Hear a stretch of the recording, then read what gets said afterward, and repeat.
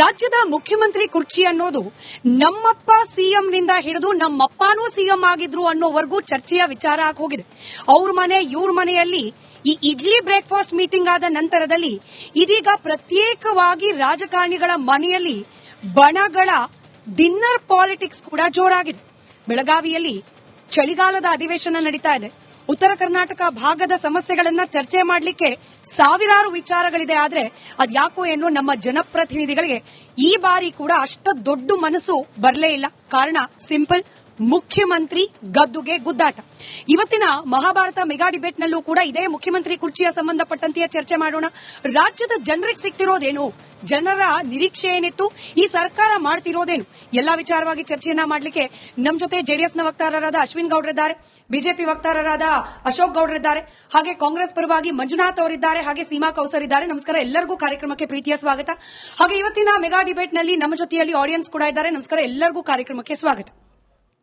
Manjunath sir, ತಮ್ಮಿಂದ ಚರ್ಚೆಯನ್ನ ಪ್ರಾರಂಭ ಮಾಡ್ತಾ ಇದ್ದೀನಿ. ನಿನ್ನೆ ಯತೀಂದ್ರ ಸಿದ್ದರಾಮಯ್ಯನವರ ನಮ್ಮಪ್ಪ ಸಿಎಂ ಹೇಳಿಕೆಯ ಬಗ್ಗೆ ನಾವು ಚರ್ಚೆ ಮಾಡ್ತಿದ್ವಿ. ಇವತ್ತು ಎಚ್.ಸಿ. ಬಾಲಕೃಷ್ಣ ಅವರು ಹೇಳ್ತಾರೆ, ನಮ್ ದೊಡ್ಡಪ್ಪನೂ ಸಿಎಂ ಆಗಿದ್ರು ರೀ, ಹಂಗಂದ ಮಾತ್ರಕ್ಕೆ ಹಾದಿ ಬೀದಿಯಲ್ಲೆಲ್ಲ ನಮ್ಮಪ್ಪ ಸಿಎಂ ಅಂತ ಹೇಳುವ ಅವಶ್ಯಕತೆ ಇಲ್ಲ. ಅಲ್ಲಿಗೆ ನಿಮ್ಮದೇ ಪಕ್ಷದ ಒಳಗಡೆ ಅಪ್ಪ ಸಿಎಂ ಆಗಿದ್ರು ಅನ್ನೋದರ ಕಾಂಪಿಟೇಷನ್ ಶುರು ಆಗ್ಬಿಟ್ಟಿದೆ. ರಾಜ್ಯದ ಜನ ಅಂತೂ ಇದನ್ನು ಬಯಸಿರ್ಲಿಲ್ಲ. ಮಂಜುನಾಥ್ ಸರ್ ನೋಡಿ, ಪ್ರತಿಯೊಬ್ಬ 134 ಜನ ಶಾಸಕರಿಗೂ ಕೂಡ ಸಿಎಂ ಆಗೋದಕ್ಕೆ ಅರ್ಹತೆ ಇದೆ. ಜನರಿಂದ ನೇರವಾಗಿ ಆಯ್ಕೆ ಮಾಡಿರ್ತಕ್ಕಂಥದ್ದು.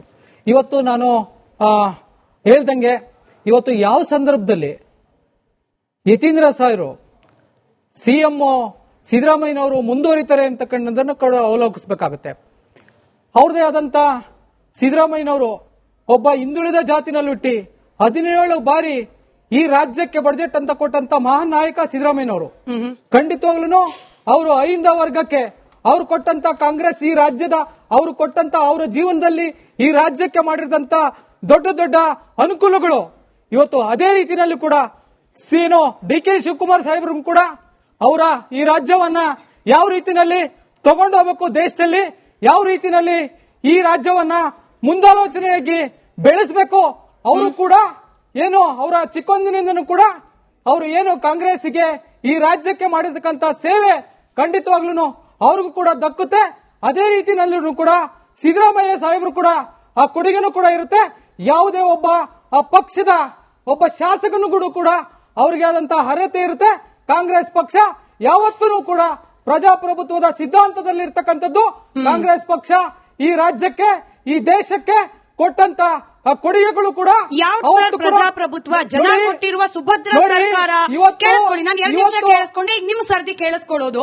ಜನ ಕೊಟ್ಟಿರೋ ಸುಭದ್ರ ಬಹುಮತದ ಸರ್ಕಾರ ಪ್ರಜಾಪ್ರಭುತ್ವದ ಉಡುಗೊರೆ. ಕೇಳಿಸ್ಕೊಂಬಿಡಿ ಸರ್ ಪೂರ್ತಿ ಪ್ರಶ್ನೆನ. ಜನ ಕೊಟ್ಟಿರುವ ಅಧಿಕಾರದ ಭಿಕ್ಷೆ. ಕೇಳಿಸ್ಕೊಳ್ಳಿ ಸರ್, ನಿಮ್ಗೆ ಅರ್ಥ ಆಗುತ್ತೋ ಬಿಡುತ್ತೋ, ನನ್ನ ಪ್ರಶ್ನೆ ತರಬೇಕು ನಿಮಗೆ. ಮಂಜುನಾಥ್ ಸರ್, ವಿನಮ್ರ ವಿನಂತಿ, ಪ್ರಶ್ನೆಯನ್ನ ಕೇಳಿಸ್ಕೊಂಡು ಉತ್ತರ ಕೊಡುವಷ್ಟು ವ್ಯವಧಾನ ಈ ಡಿಬೇಟ್ ನ ಉದ್ದಕ್ಕೂ ಕೂಡ ನೀವು ವಹಿಸಿಕೊಳ್ಬೇಕು ಅಂತ ವಿನಂತಿಸ್ಕೊಳ್ತಾ, ಜನ ಕೊಟ್ಟಿರುವ ಸುಭದ್ರ ಬಹುಮತದ ಸರ್ಕಾರದ ಅಧಿಕಾರದ ಭಿಕ್ಷೆಯನ್ನ ದುರುಪಯೋಗ ಪಡಿಸ್ಕೊಳ್ತಿಲ್ಲ ಅಂತ ಹೇಳಿ ಹೆಂಗ್ ಹೇಳ್ತೀರಿ? ಇವತ್ತು ಯಾವೊಬ್ಬ ಶಾಸಕರ ಬಾಯಲ್ಲೂ ಕೂಡ ಅಭಿವೃದ್ಧಿ ಬಗ್ಗೆ, ಜನರ ಬಗ್ಗೆ ಮಾತೇ ಬರ್ತಿಲ್ಲ ಸರ್. ಕಾಂಗ್ರೆಸ್ ಪಕ್ಷದ ಶಾಸಕರಲ್ಲಿ ಬರ್ತಿರೋದೇನು, ನಾವ್ ಇವ್ರ ಬಣ ಅವ್ರ ಬಣ, ಈಗ ಸಿಎಂ ಆಗ ಸಿಎಂ, ಇವ್ರ ಮನೇಲಿ ಡಿನ್ನರ್ ಅವ್ರ ಮನೇಲಿ ಲಂಚ್, ಇದನ್ನ ಕೇಳಲಿಕ್ಕ ಜನ ಓಟ್ ಕೊಟ್ಟಿದ್ದು. ಎಲ್ಲ ಕಲ್ಪನಾತೀತವಾಗಿ ತಾವು ಊಹೆ ಮಾಡ್ಕೊಳ್ಳೋದು.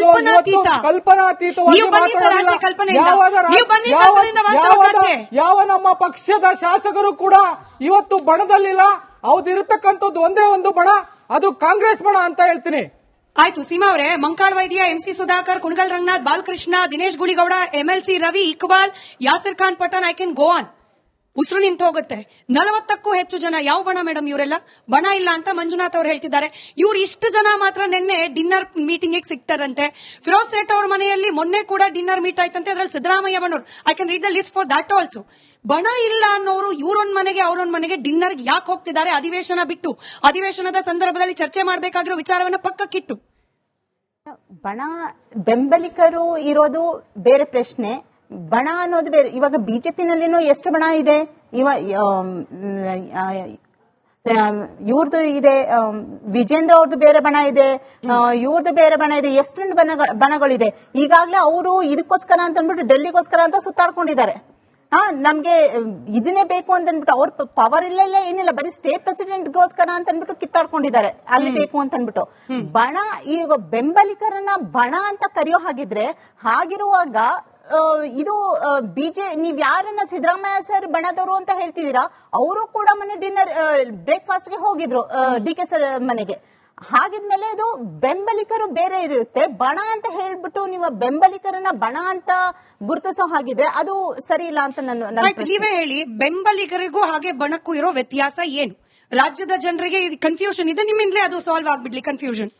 ಅಲ್ಲ, ಬಣ ಅಂತಂದ್ರೆ ಇವಾಗ ಈ ತರ ಕಿತ್ತಾಟಗಳು ಇಲ್ವಲ್ಲ, ಓಪನ್ ಆಗಿ ಯಾರು ಬಿಜೆಪಿ ನಲ್ಲಿ ಇರೋ ತರ ಹೇಳ್ತಾ ಇಲ್ಲ. ಇವಾಗ ಯತೀಂದ್ರ ಅವ್ರದೇ ಬಣ ಬೇರೆ, ಇವ್ರದ್ದು ವಿಜೇಂದ್ರ ಅವ್ರದೇ ಬಣ ಬೇರೆ ಇದೆ, ಮತ್ತೆ ಈಶ್ವರಪ್ಪ ಅವರು ಅವರೇ ಬೇರೆ ಬಣ ಮಾಡ್ಕೊಂಡು ಓಪನ್ ಆಗಿ ಹೇಳ್ತಾ ಇದಾರೆ ಅವ್ರು, ಹೌದು ಅದು ನಮ್ಮ ಬಣ ಬೇರೆ ಇದೀವಿ ಅಂತ ಅನ್ಬಿಟ್ಟು.